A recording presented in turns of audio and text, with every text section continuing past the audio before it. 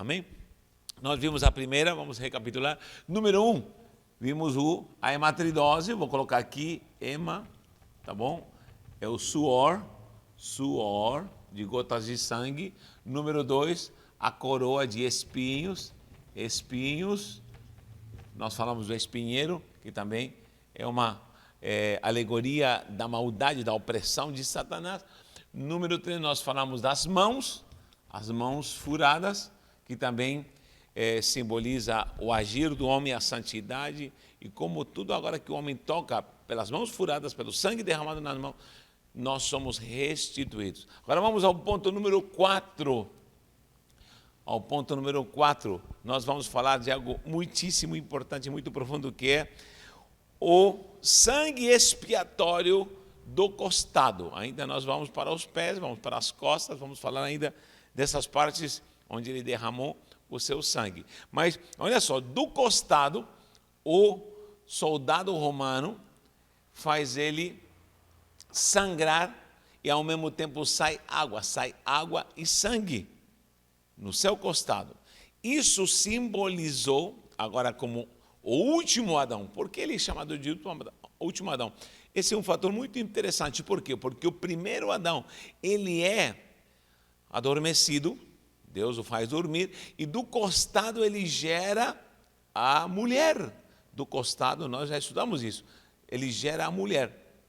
Agora, essa mulher traz o fruto proibido, que esse fruto gera a pecaminosidade, a desobediência, e toda geração pecaminosa em maldição para toda a raça humana. Então, o homem gera, Deus gera do seu costado a mulher ali no Éden, e essa mulher é quem traz o fruto. Agora, Cristo, o último Adão, ele vai morrer, só que ele é ferido no costado, sai água e sangue. Quando ele morre, vence as trevas, vai nas profundezas, diz a palavra, vence a morte. Ele diz: morte, eu serei a tua morte. Onde está a morte, o teu aguilhão? Ele vence e sobe acima dos céus, e levanta uma igreja gloriosa, uma igreja santa, lavada, redimida pelo seu sangue. E nós ressuscitamos juntamente com Cristo, morremos com Cristo e ressuscitamos com Cristo. Então, na morte de Cristo, no sangrar do seu costado, ele gera, vamos falar assim, a segunda Eva, a segunda mulher, que é a simbologia da igreja. A igreja sempre é apresentada como uma mulher, como a noiva do Cordeiro. Então, quando o sangue do costado, ele está gerando a igreja de Cristo, a sua amada. Só que agora essa amada, que é a igreja, não traz um fruto de maldição, mas ela agora traz um fruto perfeito, segundo Gálatas capítulo 5, que diz: o fruto do Espírito. Nós já estamos sobre isso, que é amor, paz, alegria, longanimidade, benignidade, bondade, fé, mansidão e temperança. Então, esse fruto é o que nós temos como igreja para evangelizar, para gerar vidas, para salvar vida. O primeiro fruto lá no Éden trouxe a morte, trouxe o pecado, trouxe a ciência do bem e do mal, e veio a condenação pela desobediência. Agora, Cristo se sujeita e ele gera a igreja, e agora vem a remissão para essa igreja lavada e redimida. Olha que coisa interessante. Então, pelo sangue expiatório do costado, diz que sai água. Em João 19:34, vou colocar aqui o costado. No costado, vou colocar João 19:34. João 19:34 diz que um dos soldados lhe abriu o costado com uma lança e logo saiu água e sangue. Por que água e sangue? Porque há uma simbologia ali também. O sangue está simbolizando a remissão pecaminosa do homem, humana e terrena.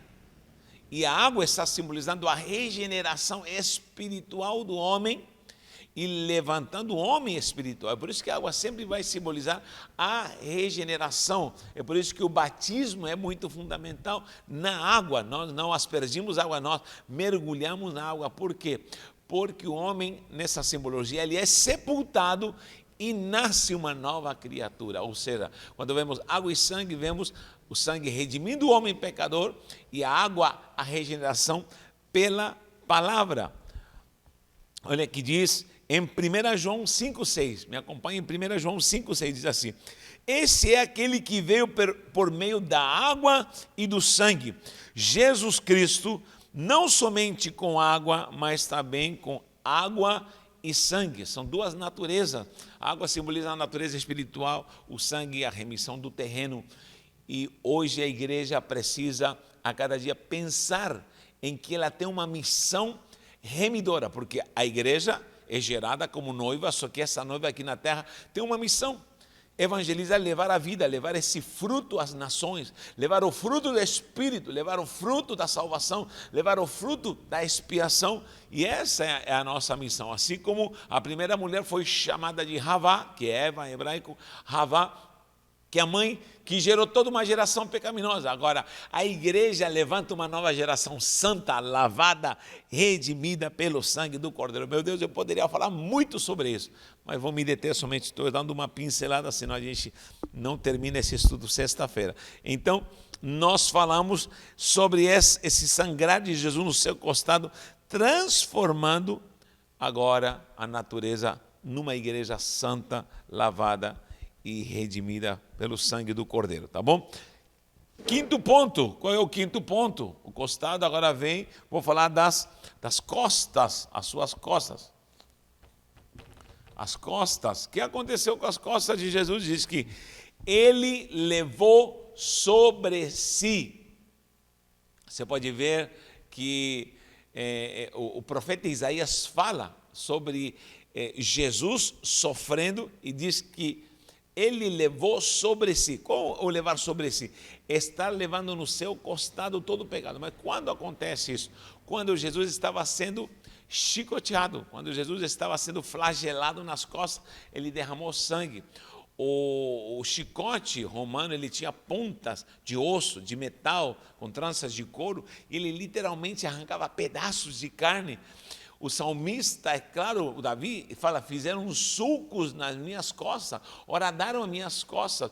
Ele está declarando que, profeticamente, que o próprio mestre, o Salvador, iria passar por esse tormento. Então temos muito a falar sobre as costas. O que Jesus estava fazendo quando ele estava sangrando? Ele estava se tornando um servo carregando a culpa. Quando um escravo era chicoteado, alguém assumia a culpa, ele levava a culpa. Se algo acontecia de errado, ele levava a culpa. Então, quando Cristo era chicoteado nas costas e o seu sangue era derramado, ele estava dizendo: toda culpa, toda doença, todo mal pode lançar sobre mim. Todo mal pode lançar sobre mim. Hoje, toda praga, toda maldição, todo pecado, toda culpa é lançada nas costas de Cristo, e ele leva sobre si esse fardo. Não é dele, mas é um fardo pecaminoso nosso, o nosso pecado. Ele disse: vinde a mim todos vós que estáis cansados e sobrecarregados, que eu vos aliviarei. Então, nas costas Jesus estava redimindo a humanidade, levantando uma igreja agora salva, liberta pelo poder de uma expiação com sangue, que tira a culpa, que tira o pecado, em nome de Jesus. Sexto ponto, vou abreviar aqui, se eu começar a citar versículos vai demorar muito. Então, sexto ponto, qual é? Além das costas, Jesus sangra nos pés. Jesus sangra nos pés. Por que ele sangra nos pés? Porque colocaram um cravo nos seus pés. E aí eu quero me deter aqui, quero me deter um pouquinho. Por quê? Porque sempre os pés vão simbolizar o caminhar do homem, o andar do homem. E a caminhada do homem se tornou tortuosa após a queda no Éden. Então, o caminho do homem, ele parece direito, mas o seu fim é morte. O caminhar do homem sempre vai levar à cova. O caminhar da humanidade pecaminosa vai levá-la ao inferno. Agora, Cristo sangra nos pés para que a caminhada do homem agora seja uma caminhada no evangelho de salvação, no evangelho de glória. Nós estudamos há pouco tempo a armadura de Deus, capacete da salvação, couraça da justiça. Lembra disso? Cinto da verdade, escudo da fé, espada do Espírito e calçado. Aonde vai o calçado? Nos pés. Calçado do evangelho da paz. Então, o calçado vai nos pés. Os pés agora, com o poder desse sangue derramado nos pés, simboliza que o evangelho vai alcançar os seus pés, porque os seus pés caminhavam para a cova, seus pés andavam em caminhos tortuosos. Agora, com o calçado do evangelho, com esse sangue remidor dos pés, você está caminhando para as boas novas. Isaías 52:7 diz assim, olha, quão formosos são os pés, Isaías, não achei pés, Isaías 52:7, Isaías 52:7 diz, quão formosos são os pés sobre os montes que levam as boas novas. Não diz que formosas são as mãos que levam as boas novas, mas está dizendo os pés, porque pés é caminhada, pé é o rumo da tua vida, toda a direção da tua vida vai te levar a um destino, e há dois destinos somente, céu e inferno, e o calçado do evangelho, os pés de um cristão estão te levando para a caminhada de Cristo. Jesus disse, vinde a mim e vinde após mim. Primeiro você vem até Cristo, vinde a mim, depois vinde após mim. Ou seja, eu sigo os passos de Jesus numa caminhada santa. Quando Jesus ordenasse aos discípulos, entrem nas casas e levem o evangelho da paz e deixem a paz, porque o evangelho da paz é o calçado dos pés. Entre e deixem a paz. Eu sempre recalco isso, que nós não pregamos o evangelho da alegria, como estão pregando por aí, o evangelho do love, não, é o evangelho da paz, é harmonia, isso é Sheva, harmonia, paz é harmonia, por isso o judeu fala muito shalom, e eles abençoam com harmonia com Deus, isso não é somente estar de bem com paz, mas é uma harmonia de perfeição, e ele diz, levem a harmonia da paz, e se não receberem a paz, diz que vocês vão chacoalhar o pó dos vossos pés, chacoalhe o pó dos pés. Por quê? Porque é logicamente uma alegoria, algo simbólico, uma linguagem figurativa, mas está dizendo, não se contamine, não contamine seus pés, porque você está num propósito, numa caminhada santa, numa direção santa. Se alguém rejeita, alguém que não é digno de receber essa paz do evangelho, que está nos calçados, nos pés, porque formosos são os pés, chacoalhe o pó dos vossos pés e não se contaminem, avancem. Quanta gente hoje em dia parou, desistiu da cruz, desistiu da caminhada santa, desistiu do evangelho porque se contaminou. Quanta gente foi criticada, foi perseguida. Isso existe, gente. Bem-vindo quando alguém começa a me contar lutas, provações, perseguições. Pastor, até dentro da igreja, sim, vão haver perseguições.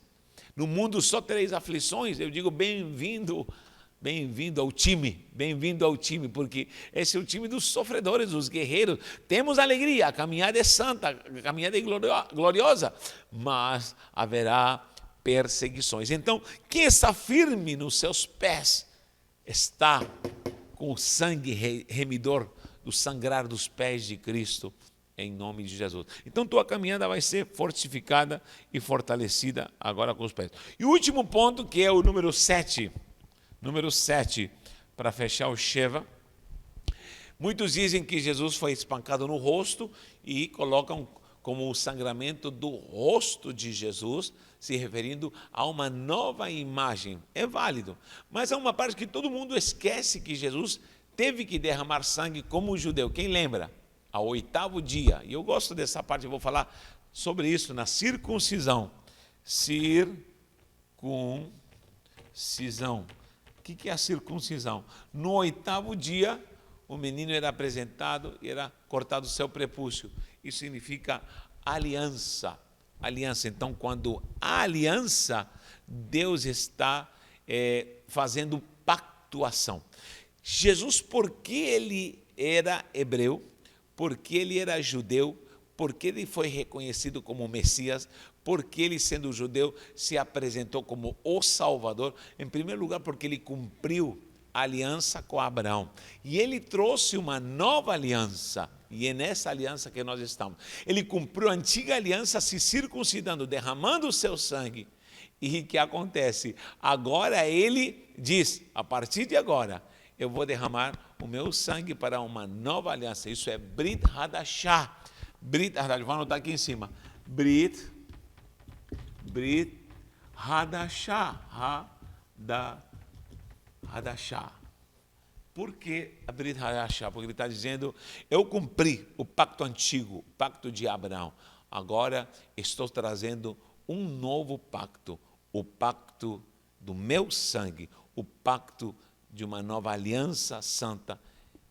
E com esse sangue nós temos esse pacto glorioso para a glória do Senhor. E o direito que temos nessa nova aliança, nessa Brit Hadashah. Inclusive, os judeus messiânicos não falam Novo Testamento, ao Novo Testamento, nem ao Velho Testamento, porque eles dizem que a palavra não fica velha. Nunca poderíamos chamar Velho Testamento nem Novo. É a aliança. Tanakh, que é o Pentateuco, os profetas e os escritos, que seria Torá, Nevi'im, Ketuvim, como nós já vimos, e Brit Hadashah, nova aliança. Aí sim, nós temos uma nova aliança, o famoso Novo Testamento é a Brit Hadashah, nova aliança. Jesus se entrega nessa nova aliança, Jesus morre. O incrível em tudo isso, que nessas 7 partes há uma simbologia para repreender esses demônios que oprimiam. Lembra que nós vimos doença, pobreza, ignorância, fraqueza, desonra, vergonha, culpa. Cada uma dessas partes está trazendo de volta aquilo que o homem perdeu. Como nós lemos no primeiro estudo, na segunda-feira, Apocalipse 5:12, está escrito que agora o cordeiro foi morto e agora é dado para ele poder, riqueza, sabedoria, força, honra, glória e louvor. Procure Apocalipse 5:12. Vai estar 7 palavras da vitória de Cristo após a sua morte como cordeiro expiatório da humanidade. Quando ele sangra nas mãos, está dizendo poder, volta ao poder. Quando ele está suando na fonte, ele está suando gotas de sangue, ele está dizendo, eu estou devolvendo a riqueza. Era pobre, agora ele está trazendo a riqueza espiritual.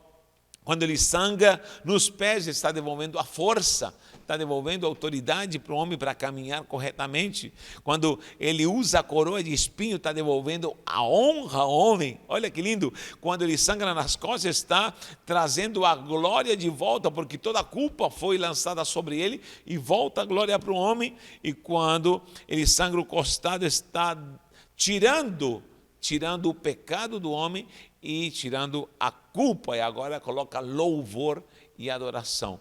Quando vemos Jesus sangrando, estamos sendo restituídos para a glória do Senhor Jesus, tá bom? Quando Jesus está na cruz, já é crucificado, ele faz 7 declarações, vou anotar aqui, 7 exclamações, vou colocar exclamações, 7 exclamações, 1, 2, 3, 4, 5, 6 e 7 para a gente ir terminando. 7 exclamações, e essas exclamações são as seguintes, anote aí por favor. Primeira, ele libera perdão, ele diz, Pai, embora estava sendo todo martirizado, ele estava sangrando, estava com as costas moídas, estava com as mãos furadas, ele estava com os pés furados, com coroa de espinhos, já tinha sido totalmente desfigurado, não havia formosura, mas ele estava dizendo em Lucas 23, 34. Lucas 23, 34. O que está escrito lá? Ele diz, Pai, perdoa-lhes, porque não sabem o que fazem. Jesus estava liberando perdão, Jesus estava curando a humanidade e liberando perdão. Jesus nunca pediu nessa hora justiça e vingança, mas ele disse, Pai, perdoa-lhes porque não sabem o que fazem. Segundo, Lucas 23, 43. Lucas 23, 43. Vá anotando esses versículos que são importantes. Ele declara para o ladrão que se arrepende. Porque um ladrão se arrepende, ele é ladrão, mas ele se arrepende e diz, hoje estarás comigo no paraíso. Ele está dizendo, eu quero restaurar com você. Vai ser o que vai inaugurar o paraíso e nós estaremos juntos inaugurando um novo tempo, uma nova dimensão no Santo dos Santos. Vamos trazer toda a humanidade para ser glorificada e com certeza estaremos ali louvando e adorando o nome do Senhor. E a igreja está nessa postura nas regiões celestiais juntamente com Cristo. Então, A igreja é levada, aos que creem, é levada ao paraíso com essa promessa, com o ladrão que se arrepende. Ponto 3, nós vemos em João 19, 26. João 19, 26. É isso mesmo, João 19, 26. Ele diz, tanto para Maria como para João e a Maria, ele diz para a mulher, para a mãe dele, diz: mulher, eis aí o teu filho, e fala: ei, eis aí a tua mãe. Ele não estaria mais presente, da incumbência para João cuidar da sua mãe. Sabe o que significa isso? Ele deixa um legado. Ele deixa um legado. A igreja recebeu um legado. A igreja recebeu a virtude agora de continuar aquilo que ele iniciou. Tudo que você faz hoje na obra, você não faz para a denominação. Eu não faço para a denominação. Eu não faço pela religião. Eu não faço para homens. Eu estou cumprindo o legado que Cristo me deixou. E hoje eu posso dizer, continuo e perpetuo aquilo que o Senhor iniciou. A igreja tem um legado em nome de Jesus. Ponto 4, vamos ler Mateus 27, 46. Mateus 27, 46. Aqui, Aline, filma. Mateus 27, 46. O que diz Mateus 27, 46? Ele exclama, porque são clamores, exclamações. Mateus 27, ele grita: Eli, Eli, lama sabachthani. Aramaico é: meu Deus, por que me desamparaste? Com isso ele está dizendo que haverá um momento de dor, haverá um momento que o céu parece que se fecha, e o pai aí o abandona, o deixa, porque o filho está carregado de pecados. O céu não ouve mais a voz de Cristo e o próprio pai o deixa. Ele exclamou isso. João 19, 28, ponto número 5. João 19, 28. João 19, 28. O que ele diz em João 19, 28? Tenho sede. Olha que coisa gloriosa. Tenho sede. Ele demonstrou que literalmente precisava e necessitava beber água. E não lhe deram água. Lhe deram uma esponja com vinagre e fel. Sabe para que servia isso? Era um analgésico. Ele queria beber água e lhe deram um analgésico. Ou seja, para aliviar a dor. Quando viu que era um analgésico, o que acontece? Ele rejeita, porque diz: não, eu tenho que sofrer as dores. Eu tenho que sentir as dores. Ele não quis e não bebeu. A água sentiu sede. Jesus é a água. Ponto número 6, em João 19, 30. João 19 também, só que versículo 30. Ele grita: está consumado. Está consumado significa: tudo que eu tinha para fazer aqui, eu fiz, acabou. Nessa hora havia gente incrédula ainda, havia paralíticos, havia ainda cegos, havia ainda gente que não era curada, mas ele diz: está consumado. Mas espera aí, tem gente ainda blasfemando? Não, isso se refere que Jesus, a missão dele era específica e ele a cumpriu. Eu nunca poderei fazer, ele está demonstrando que eu nunca deverei fazer algo a mais do que é minha comissão para fazer. Há coisas que eu fui determinado para fazer e acabou. Eu não posso fazer em plenitude tudo, eu tenho que fazer aquilo que o Senhor me ordenou para fazer. Ele fecha dizendo: está consumado. E o sétimo: Pai, em tuas mãos entrego o meu espírito. Está em Lucas 23, 46. Lucas 23, 46.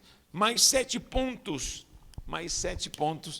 onde temos aí uma demonstração que Cristo estava harmonizando. Sheva, está harmonizando tudo aqui, sangrando em 7 pontos, está harmonizando. O Sheva está voltando, e em cada uma dessas lições de Sheva, ele está vencendo Satanás, ele está vencendo áreas que Satanás dominava na humanidade e restitui a autoridade, restitui a bênção para o homem.